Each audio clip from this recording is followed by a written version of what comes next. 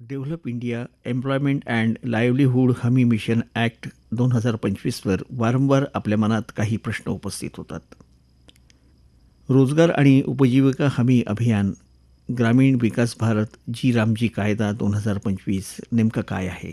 विकसित भारत जी रामजी कायदा 2025 ही 20 वर्ष जुन्या मनरेगाचा एक मोठा असा फेरबदल आहे.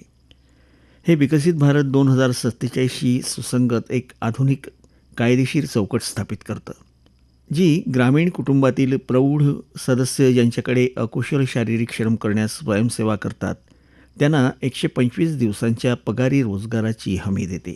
या कायद्याची उद्दिष्ट 4 प्राधान्य क्षेत्रांद्वारे रोजगार आणि शाश्वत ग्रामीण पायाभूत सुविधा निर्माण करणं हा असा आहे. यामध्ये जलसंबंधित कामांद्वारे जलसुरक्षा, प्रमुख ग्रामीण पायाभूत सुविधा, उपजीविका पायाभूत सुविधा आणि प्रतिकूल हवामानातसुद्धा विशेष काम. निर्माण केलेल्या सर्व मालमत्ता राष्ट्रीय ग्रामीण पायाभूत सुविधा विकास योजनेत अर्थात NRIDमध्ये समाविष्ट केल्या जातात आणि एकात्मिक समन्वित राष्ट्रीय विकास धोरण सुनिश्चित करतात. नवीन कायदा मनरेगा कायद्यापेक्षा कसा वेगळा आहे आणि त्यात नेमकं काय चांगलं आहे, हेही आपल्या मनात येत असेल, हो की नाही?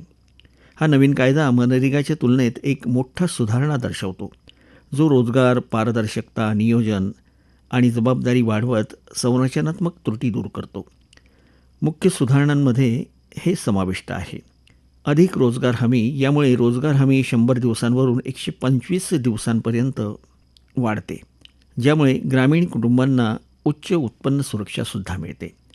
धोरणात्मक पायाभूत सुविधांवर भर यामध्ये दिलेला आहे. मजबूत राष्ट्रीय धोरणाशिवाय मनरेगाची कामे अनेक श्रेणींमध्ये विभागली जातात.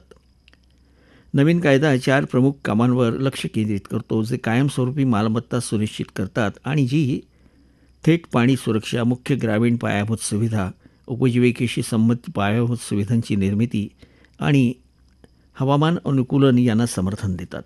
श्रोतेहो, या नवीन कायद्यानुसार विकसित ग्रामपंचायत योजना अनिवार्य आहेत, ज्या पंचायती स्वतः तयार करतात आणि PM गतिशक्ती सारख्या राष्ट्रीय स्थानिक प्रणालींशी एकत्रित केल्या जातात. हा कायदा उत्पादक मालमत्ता निर्मिती, उच्च उत्पन्न आणि पुढील गोष्टींची चांगले जुळवून घेऊन ग्रामीण अर्थव्यवस्थेला बळकटी देतो. पाण्याशी संबंधित प्रकल्पांना प्राधान्य दिलं जातं. मिशन अमृत सरोवरने आधीच 68,000हून अधिक जलसाठे बांधलेत, पुनरुज्जीवित केले आहेत, जे शेती आणि भूजलावर होणारा परिणाम स्पष्टपणे दर्शवतं. रस्ते, कनेक्टिव्हिटी आणि मूलभूत पायाभूत सुविधा बाजारपेठेतील प्रवेश आणि ग्रामीण व्यावसायिक क्रियाकलापांना प्रोत्साहन देतात.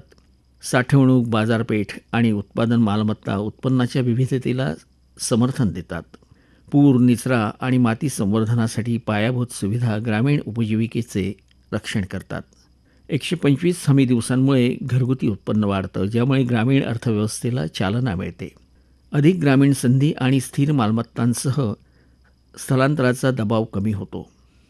डिजिटल उपस्थिती, डिजिटल पेमेंट आणि डेटा चालित नियोजन कार्यक्षमता वाढवतं. या योजनेमुळे शेतकऱ्यांनासुद्धा फायदा होतो.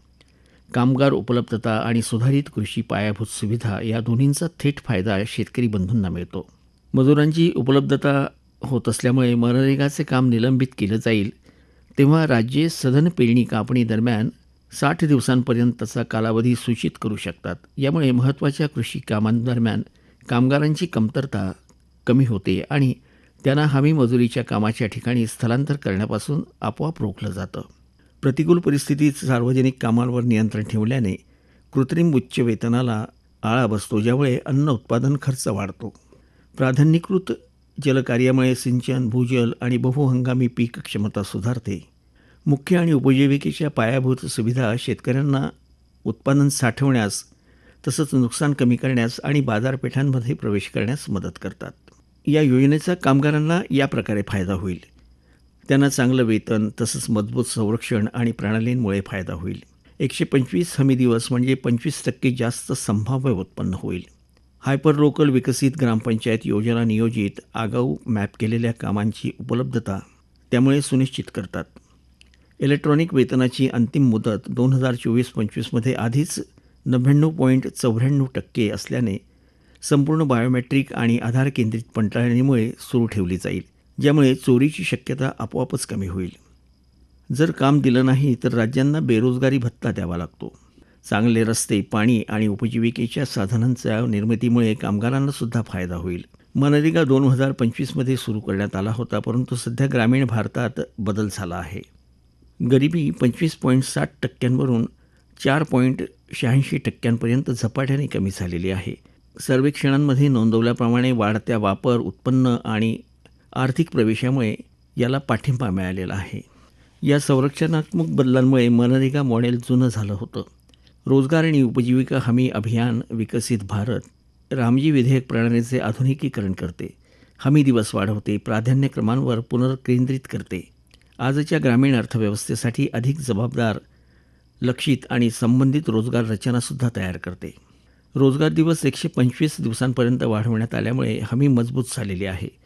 आर्थिक वर्ष 2024-25 मध्ये दाखवलेल्या अंदाजाच्या अचूकतेमध्ये मागणीनुसार वाटप पूर्णपणे जुळते. आपत्तीच्या काळात विशेष सूट मिळते. जर काम दिलं नाही तर बेरोजगारी भत्ता अनिवार्य आहे. अशा प्रकारे हमी रोजगाराचा अधिकार कायदेशीररित्या संरक्षित आहे. यामध्ये महिलांचा सहभाग 56.44% इतका वाढेल. आधारशी जोडलेले सक्रिय कर्मचारी 76,12,11 कोटी इतके आहेत. जिओ टॅग केलेल्या मालमत्ता 6.44 कोटी इतके आहेत. तर ई पेमेंट 37% 99.99% वाढलेला आहे आणि वैयक्तिक संपत्ती 17.6% इतकी झालेली आहे. राज्य आता खर्च आणि जबाबदारी सामायिक करतात. गैरवापर टाळण्यासाठी चांगलं प्रोत्साहन मिळतं. ग्रामपंचायत योजनांमार्फत प्रादेशिक परिस्थितीनुसार योजना राज्यांनी जबाबदारीने काम करावं यासाठी केंद्राने मानके राखलेली आहेत. हे भागीदारी मॉडेल कार्यक्षमता सुधारते आणि गैरवापर कमी करते. त्याची रचना संतुलित आणि राज्यक्षमतेच्या बाबतीत संवेदनशील आहे. मानक प्रमाण 60.40% इतकं आहे. ईशान्य आणि हिमालयीन राज्ये, केंद्रशासित प्रदेशांमध्ये हे प्रमाण 90.10% इतकं आहे. उर्वरित 300 दिवसांपैकी कामगारांना फक्त 15 दिवस हमी मिळतात. अशा प्रकारे शेतकरी आणि मजूर दोघांनाही